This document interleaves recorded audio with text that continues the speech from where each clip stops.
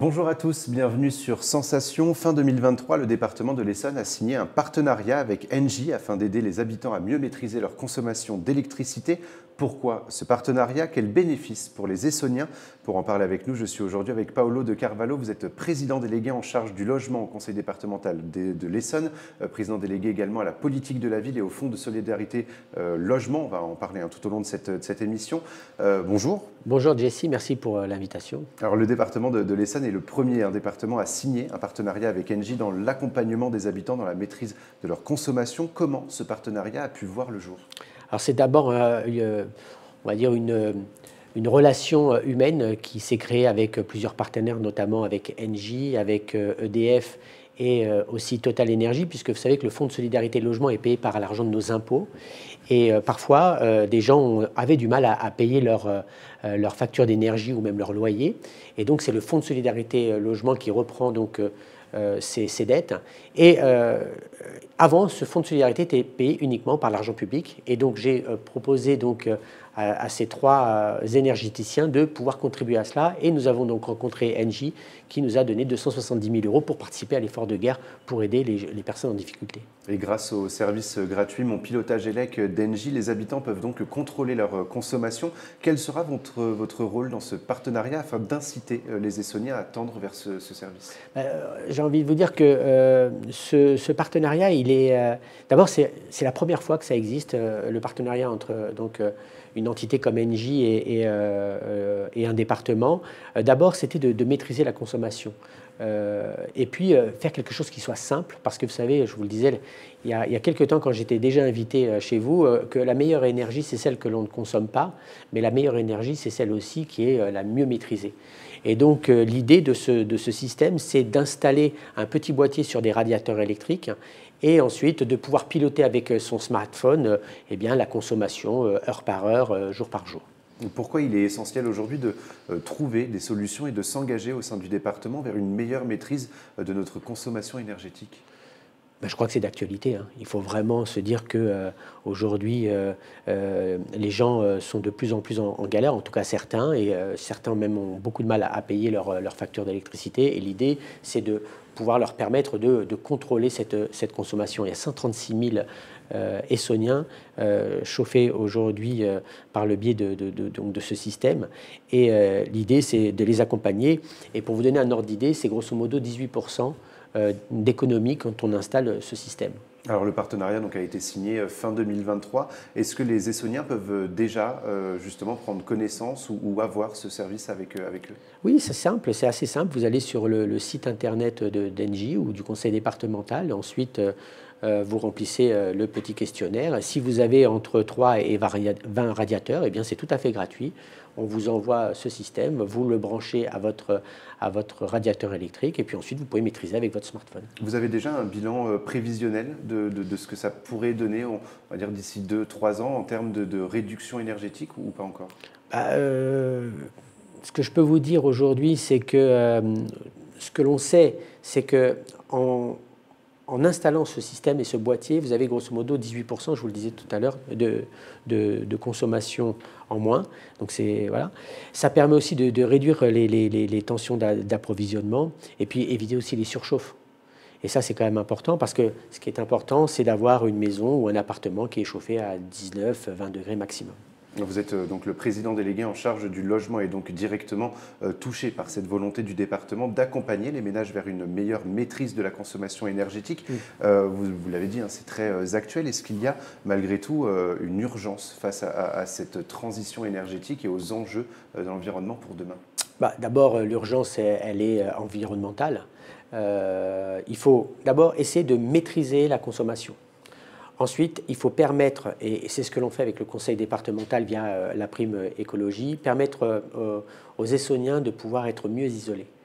Et puis une fois qu'on a bien maîtrisé et qu'on est mieux isolé, c'est les gestes du quotidien, tous les jours, qui nous permettent effectivement de faire quelques économies. Et en tant que président délégué également à la politique de la ville, est-ce que ça va être votre enjeu de tourner aussi cette information autour de la transition énergétique vers cette politique de la ville, vers ces quartiers prioritaires? Je crois que c'est un enjeu qui va bien au-delà de l'Essonne, c'est un enjeu qui est national. Et l'idée, en fait, si vous voulez, que ce soit au conseil départemental ou même au niveau national, c'est permettre aux gens de payer leurs factures énergétiques et de permettre donc à ces gens de mieux vivre. Parce que quand vous avez une maison qui n'est pas bien chauffée, effectivement, vous vivez moins bien que quand elle est mieux chauffée. On va parler plus largement de la thématique de la transition énergétique au sein du département avec plusieurs projets mis en place au sein du département, notamment ma prime écologie 91. En quoi consiste ce projet? C'est un système en fait qui permet, si vous voulez, d'accompagner les Essonniens dans leur isolation. En gros, vous avez déjà 27 000 logements qui ont été équipés. Vous avez grosso modo 4 500 maisons qui aujourd'hui de 100 mètres carrés qui sont en classe D.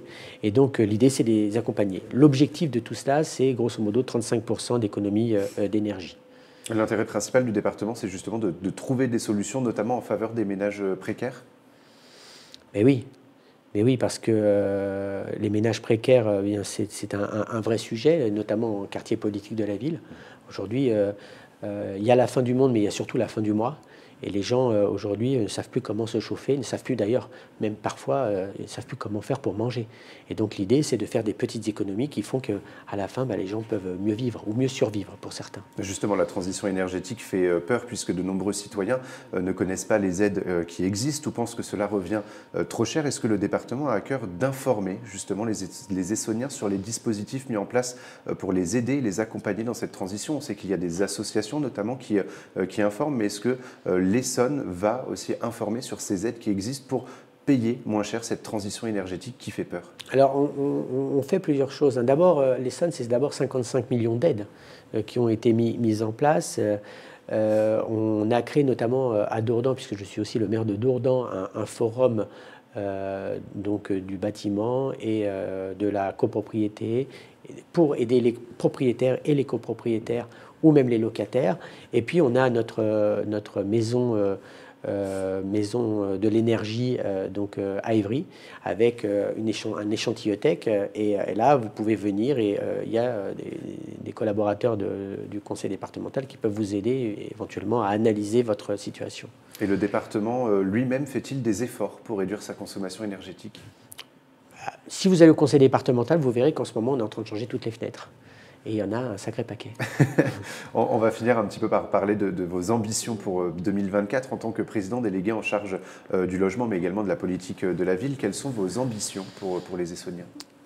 D'abord, c'est de responsabiliser les gens. Et on a changé le règlement intérieur, notamment du Fonds de solidarité logement. C'est continuer à travailler avec des partenaires comme Engie, on vient d'en parler, mais aussi Total Énergie qui nous a accompagnés à hauteur de 70 000 euros et EDF aussi à hauteur pas loin de 300 000 euros. Donc aussi faire prendre conscience à ces énergéticiens qu'ils ont aussi une part de responsabilité dans cette aide, dans cet accompagnement, et que leurs clients parfois peuvent être aussi des gens qui deviennent désœuvrés, et donc c'est aussi à eux de prendre en charge, on va dire, c'est une garde alternée, je le dis souvent, quand ces gens ont du mal à payer. Donc là, c'est une des volontés du conseil départemental, ce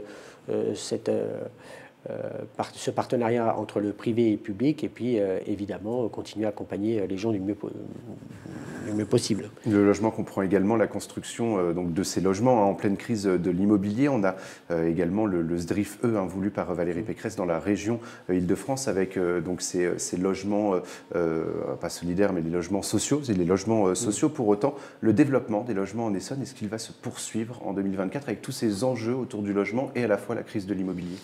Alors d'abord, je voudrais quand même revenir sur le FSL. Vous savez que cette année, dans le cadre du FSE, Fonds de solidarité et énergie, on a aidé plus de 1700 ménages, près de 1800.